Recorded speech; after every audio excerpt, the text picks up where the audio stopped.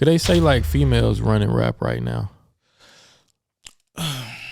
How you like? It's like a Cardi, like the Lottos, the this is the thing. Coily Rays, female artists. I'm gonna just put the umbrella over it. Okay, with the female artists, it is pushed that the women win the industry. Mm-hmm. Visually, they do. Visually, and the reasons why is because we don't have the CD booklets no more, where we open the book and we see thousands of names, and right. You don't really get that no more unless you go through YouTube, and the average person ain't reading that far down. Mm-hmm. But a lot of the female industry right now is being pushed by male pens. True that. It's True actually, that. and I'm not gonna say no names, but it's actually some artists specifically that actually don't even accept songs from female writers, and they specifically only send me songs written by dudes. And it's because dudes is giving them the aggression, the grit, that's why a lot of the females are coming out more aggressive. They so aggressive, bro. They're so aggressive. I don't necessarily like that though. It's you know what I'm saying? The dudes is behind the pen. I know, like I think Yachty writing a lot for the City Girls type shit. Party Fontaine, he writes for Cardi, or at least he used to.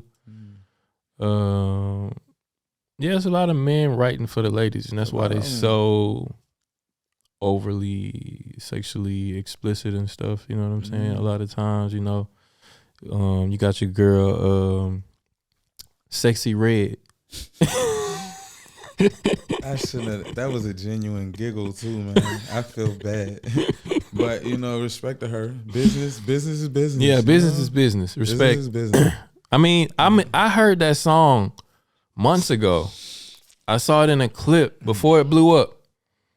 It had a few views, and I was like, "This shit going viral."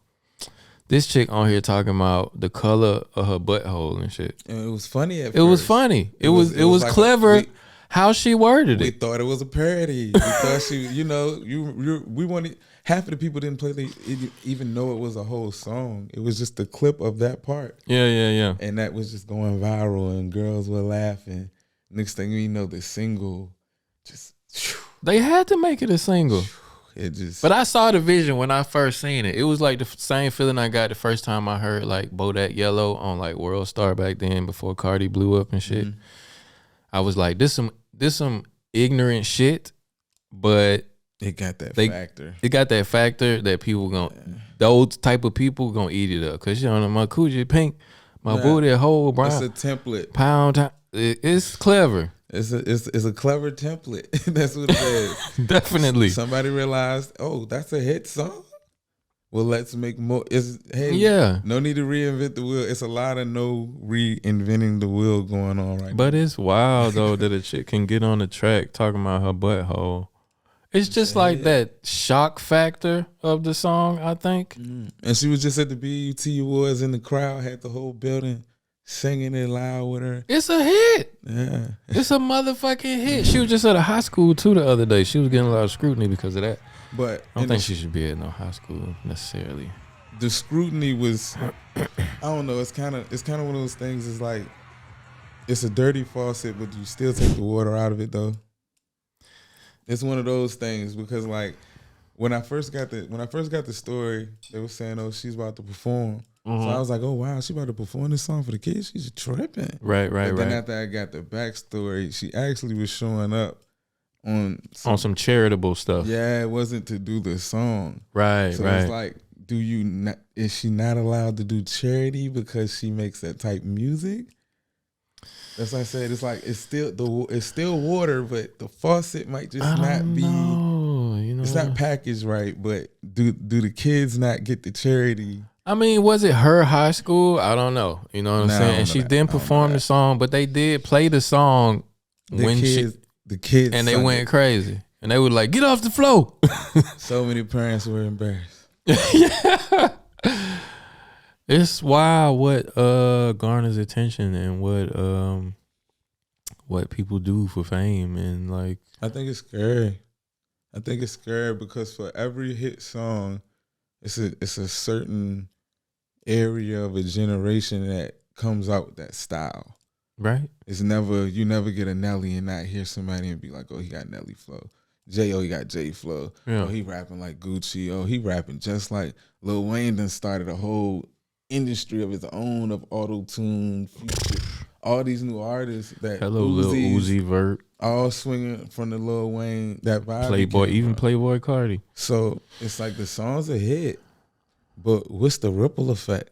That's what I want. Oh, it's definitely gonna have. Yeah, because this rock just dropped in a pond. Yeah, in this moment, so it's gonna be 1,000 sexy reds that's gonna take it to another level. Wow, you know, and I feel it's fueling something that spills out into our regular social life.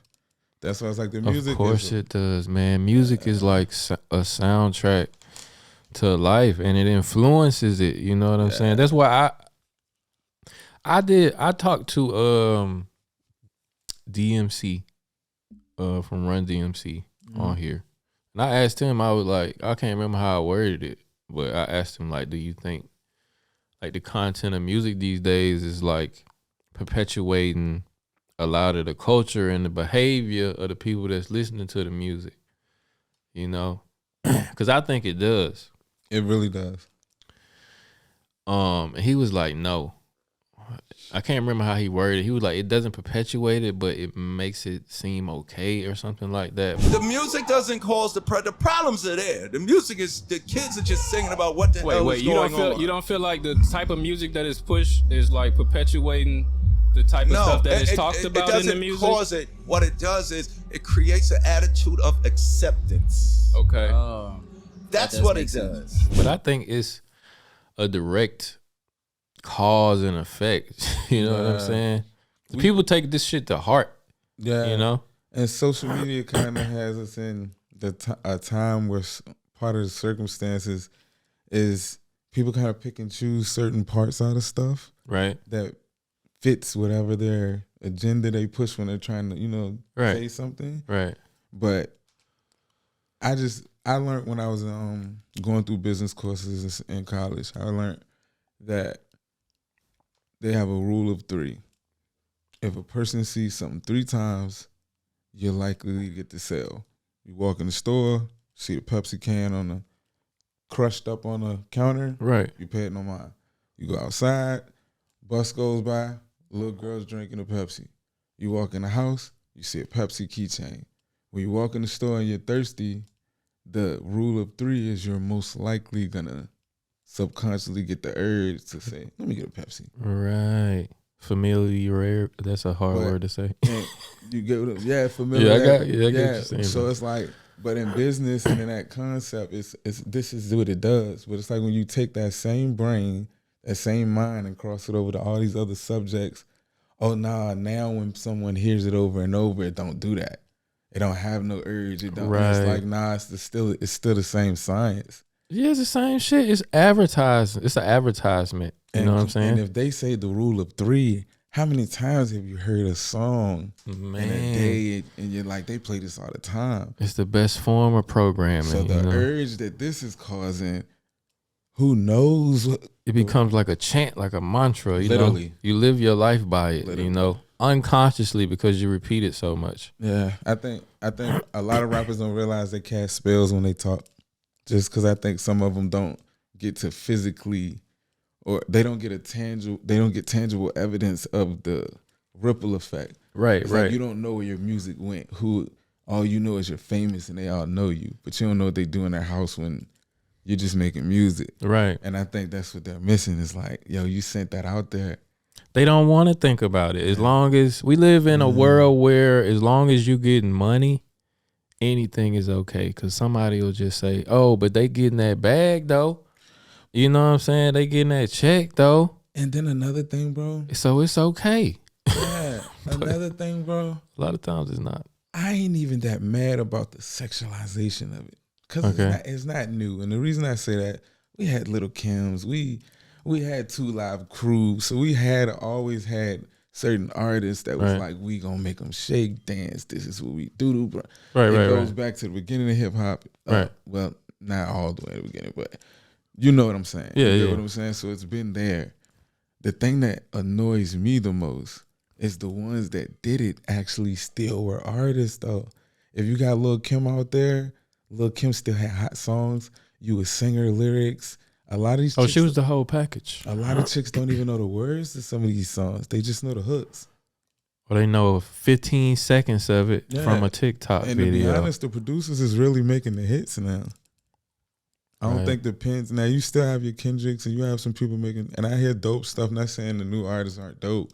I hear dope stuff, but the consistency of that outweighs like the other stuff, and it's just like, yo, it's like we're literally talking about nothing else right now. Yeah, like for not we as in us, but it's like, yo, you pretty much hear one song, you heard pretty much 50% of everything that's out. Yeah, it's all cookie cutter, the same stuff, and they're not really saying anything unless you talk about a Cole or a Kendrick or you know, a Drake doing what he does and stuff like that. It's the hamburger effect.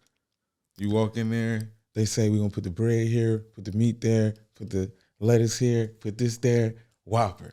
Then they're gonna say we're gonna put the bread here, meat there, lettuce here, tomato there, bread, double Whopper, and they give you all these names. But at the end of the day, you're still just getting bread, lettuce, cheese, and a burger, and they're just rearranging it. And that's kind of how people do with their music now. They just giving you the sandwich and they're rearranging it, but really you're still just getting the same ingredients. The same thing. It's like, it's no wows. Thanks for watching this clip of the Quote Goats podcast. I truly hope you enjoyed yourself and maybe even learned something new. If you haven't already, make sure you like this video, subscribe to the channel, and hit that notification bell so that you never miss a clip, short, or full episode of the show. See you guys next time. Peace.